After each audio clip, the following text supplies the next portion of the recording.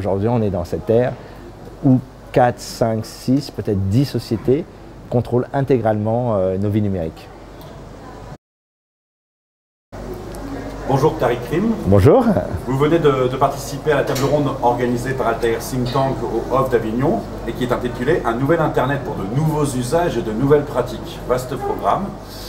Vous avez commencé votre intervention par un constat. Vous avez parlé de deux étapes d'Internet, du web plus précisément. Est-ce que vous pouvez nous résumer ces deux étapes?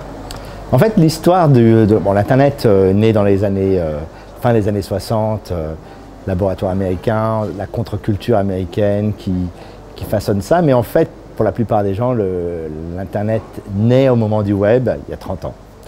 Et ce qui est fascinant, c'est que cette première étape, avec la première phase du web, c'était quelque chose de très ouvert. Tout le monde pouvait utiliser ces technologies, tout le monde pouvait s'en servir, les développer. Il n'y avait pas de monopole construit autour de ça. Et vers 2004 à peu près, c'est-à-dire au moment où finalement Google s'introduit en bourse, Facebook se crée, ça va changer, notamment à cause de l'iPhone et plus généralement les téléphones mobiles. Et là, donc, la structure sur laquelle l'Internet va grandir est en fait une structure totalement fermée. L'iPhone n'est plus un outil ouvert où n'importe qui peut créer ses applications. Il faut passer par l'Apple Store et la même chose pour Google. Et cette étape, en fait, cette étape a grandi de manière démesurée puisque désormais, 3 personnes sur 4 sur la planète ont un téléphone. Donc en fait, on a une boîte noire dans laquelle les choses qui s'y passent ne leur sont pas toujours connues. Les États ne savent pas ce qui se passe. Et effectivement, aujourd'hui, on est dans cette ère où 4, 5, 6, peut-être 10 sociétés contrôlent intégralement nos vies numériques. Alors le modèle de Google, le modèle de Facebook, c'est la récupération et la vente de données. Or vous-même, vous dites, finalement, ce n'est pas tant les données qui sont importantes, enfin, elles le sont, mais il y a encore plus important, ce sont les prédictions. Et vous parlez vous dites que ça va de l'apport de solutions avant même qu'on connaisse nous le problème, jusqu'aux modifications de comportement, comme dans un cas électoral. Est-ce que vous pouvez préciser ce point-là? Alors, je pense qu'il faut faire attention, le modèle de Facebook et de Google n'est pas la vente des données, mais plutôt la compréhension de l'utilisateur.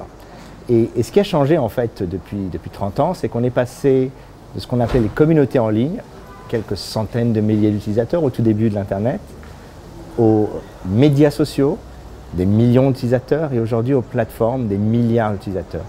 Et pendant très longtemps, la question pour ces acteurs, c'était d'avoir la plus grande audience, déjà pour survivre, parce que ce n'était pas évident, il y avait tellement de compétiteurs.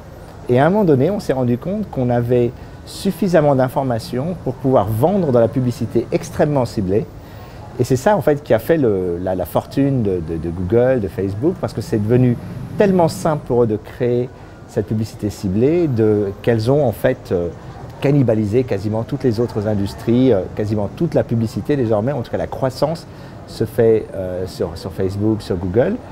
Et depuis, en fait, avec ce qu'on appelle les techniques d'intelligence artificielle, il est désormais possible, à partir de ça, de prédire ce que les personnes vont faire, puisqu'on regarde ce que vous avez fait auparavant de manière statistique, et à un moment donné, on se dit « Ah tiens, on est capable de prédire ce que telle ou telle personne va faire ». Et ça, c'est devenu le modèle phare des dernières années, avec cette déviance qu'on a constatée, qui est que quand vous savez ce que la personne va faire, vous pouvez également changer son comportement et lui dire de faire autre chose. Il y a des cas où en fait on utilise la consommation de l'utilisateur pour l'obliger à acheter, enfin l'obliger, lui suggérer d'acheter un autre produit ou, on l'a vu dans le cas des élections, les appeler à voter pour autre chose. Je vous donne toujours l'exemple du Brexit.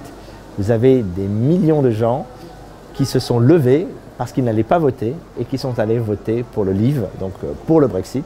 Des gens qu'on a récupérés sur Internet et qu'on a convaincus, à force de publicité ciblée, qu'il fallait qu'ils reprennent le contrôle de leur vie, qu'ils reprennent le contrôle de leur pays, et ils sont allés voter. Et c'est des gens qu'on a complètement manipulés, ce qui a fait d'ailleurs, ce qui fait du Brexit, à mon avis, un des cas électoraux les plus douteux de l'histoire récente. Vous venez de dire à l'instant qu'on était incité à reprendre le contrôle de votre vie. Or, c'est l'expression que vous avez aussi employée pour votre propre création, dissident. Donc en quoi ça consiste? Quels sont les enjeux que vous avez? Alors déjà, je veux clarifier le terme dissident, parce que souvent on dit « Ah, dissident, c'est quelqu'un qui est contre le gouvernement ». Pour nous, en fait, le problème, c'est qu'on vit dans un monde qui est désormais façonné par quelques entreprises, et on avait envie d'être dissident de ce monde qui ne nous convient pas. Aujourd'hui, on n'a plus véritablement le contrôle de sa vie, parce qu'on n'a plus véritablement le contrôle de son agenda, de son temps. On a l'impression d'être bombardé de notifications en permanence, on a l'impression en fait de ne plus être capable de réfléchir. Et d'ailleurs, ce n'est pas qu'une impression, effectivement.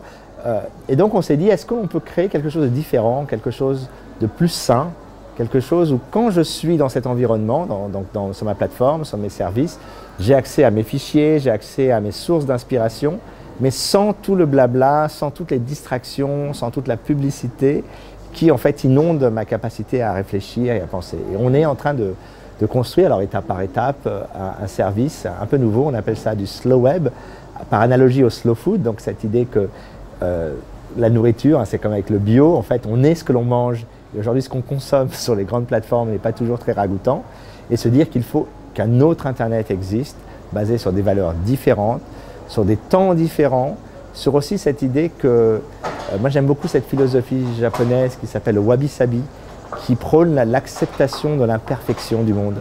Et ça, c'est une chose que le monde de l'intelligence artificielle n'accepte pas. Hein. C'est vrai qu'on est dans un monde où on pense que tout doit être organisé, optimisé, identifié, on est rangé dans des boîtes.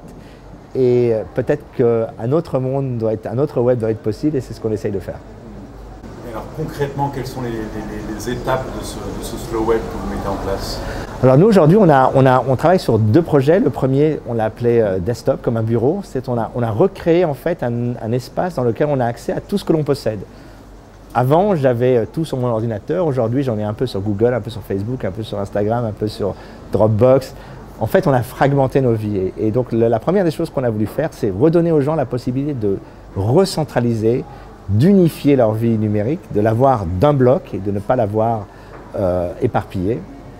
Et la deuxième chose, c'est un projet sur lequel on a commencé à travailler, c'est notre projet du vendredi, on y travaille tous les vendredis, c'est reconstruire un environnement culturel divers où on connecte les gens à l'ensemble des bases de données culturelles, artistiques, des musées. Et cette idée, c'est de construire la plus grande bibliothèque publique, gratuite, sur le net. Et en fait, on s'est rendu compte aussi que l'accès à la culture, désormais, ne passait que par les grandes plateformes, et donc avec les mêmes biais, avec les mêmes difficultés, le spam, le résultat qui vous intéresse est en fait à la 12e page, donc vous n'irez jamais dessus. Et on s'est dit, est-ce qu'on peut reconnecter les gens directement à la culture, sans aucun intermédiaire? Donc voilà, c'est le pari qu'on fait. Et donc je suis un internaute, je veux adhérer, je ne sais pas si c'est une adhésion, mais à Dissident, comment je m'y prends? Alors nous, une des questions qu'on s'est posées, c'est quel modèle économique? On a décidé de choisir le modèle de l'abonnement. Alors on a choisi un prix restreint, c'est 5 € par mois. Mais on s'est dit, une fois que les gens payent, ils ne sont pas traqués, il n'y a pas de publicité. On leur donne en fait accès à tout ce que l'on va développer. Et donc l'adresse dissident.ai, le site est également disponible en français, même si ce n'est pas encore public. Et à partir de là, vous ajoutez les services qui vous intéressent et vous construisez votre bureau personnel et votre bibliothèque personnelle, et vous pouvez naviguer à travers tous les contenus qui existaient avant, mais qui étaient souvent assez difficiles à avoir parce que, encore une fois, éparpillés un peu partout, vous n'aviez jamais le temps, il y a toujours quelque chose qui vous empêche d'aller, vous ne prenez jamais le temps de lire, vous ne prenez jamais le temps de vous informer, les sources d'informations qui vous plaisent, en fait, elles sont effacées par le bruit permanent des réseaux sociaux. Donc on a vraiment voulu construire un environnement sur mesure que vous personnalisez, qui est le vôtre, et dans lequel non seulement vous êtes bien, mais vous n'êtes pas fliqué, vous n'avez personne pour décider à votre place ce que vous devez faire. C'est vraiment l'endroit, c'est vous et les choses qui vous importent, et rien d'autre. Outre évidemment l'abonnement à Dissident, du fait de votre long parcours, notamment aux États-Unis avec NetVibes et toutes les structures que vous avez croisées, que vous avez fondées, auxquelles vous avez participé, est-ce qu'il y aurait d'autres préconisations que vous feriez pour l'internaute d'aujourd'hui afin de reconquérir justement cette liberté que les GAFA ont pu mettre un peu en sourdine? Ben, là, on est ici à Avignon, on a ce foisonnement d'artistes, de théâtre indépendant. Moi, j'étais un fan de la musique, j'allais dans les magasins, je passais ma vie dans les magasins à trouver le disque. Curieusement, on a décidé que dans le monde de l'Internet, en fait, c'était que les gros acteurs et que les petits acteurs n'existaient plus. Et quand on a fait Dissident, on n'a pas voulu dire on va faire la plateforme géante utilisée par tout le monde, on a dit on va faire un service où on se sent bien et où les gens qui se sentent bien avec nous se retrouveront. Et aujourd'hui, je pense qu'il faut retrouver le goût d'aller explorer et soutenir tous ces services indépendants, parce que ce sont ces services indépendants qui sont aujourd'hui en fait l'avenir, et c'est cette diversité à la fois culturelle et technologique qui va permettre de créer un choix. Parce que si on n'a pas et si on ne soutient pas ces services, effectivement, dans ce cas-là, ça veut dire que les services génériques, ce que j'appelle souvent les McDonald's de la pensée, les Google, Facebook et autres, qui ont leur intérêt évidemment, mais qui sont dans une logique d'homogénéisation de la culture. Nous traitons toutes les choses de la même manière, c'est-à-dire un algorithme qui les traite et qui est certain que tout le monde fait la même chose au même moment. À ça, il faut opposer cette diversité, ce foisonnement d'indépendance.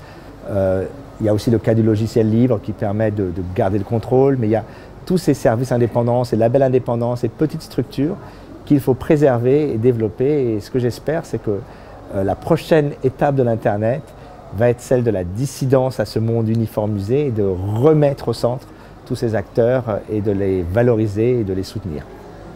Merci. Merci beaucoup.